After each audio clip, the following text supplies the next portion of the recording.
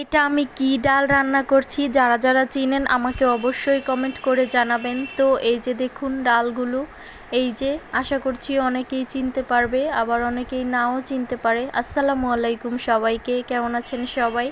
আশা করি অনেক অনেক ভালো আছেন, আমিও আপনাদের দোয়ায় অনেক ভালো আছি।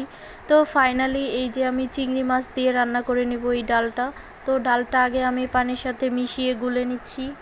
পর হচ্ছে এখানে 2টা রুই মাছ নিয়ে এসেছে, এখন এই রুই মাছগুলো কেটে নিব। এই যে দেখুন আমার দাদু মাছগুলো কেটে দিচ্ছে। মাছ কাটা হতে হতে ওইদিকে আমার ডালও হয়ে যাচ্ছে। এই যে দেখুন আমার ডালটা প্রায় হয়ে এসেছে। আর এটা হচ্ছে ছোট আলু। এই আলুগুলো প্রথমে সিদ্ধ করে তারপর মাঝখান দিয়ে 2 ভাগ করে নিয়েছি। এই যে এই রুই মাছের সাথে আলু এবং টমেটো দিয়ে ঝোল করা হবে, এই জন্য। এই যে দেখুন ফাইনাল আমার ডালের কালার, এবং ডালটা দেখতে খুবই লোভনীয় লাগছে। আপনারাও এভাবে রান্না করবেন। তো এই যে আমি এখন তরকারি কষিয়ে নিচ্ছি।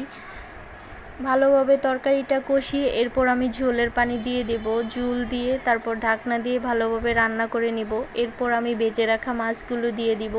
তো আপনাদের কাছে ছোট্ট একটা রিকোয়েস্ট করে নেব, আমার ভিডিওতে লাইক দিবেন, কমেন্ট করবেন, পারলে আমার ভিডিওগুলো একটু শেয়ার করে দিবেন, এবং আমার পেজটাকে ফলো এবং চ্যানেলটা সাবস্ক্রাইব করে দেন। আল্লাহ হাফেজ।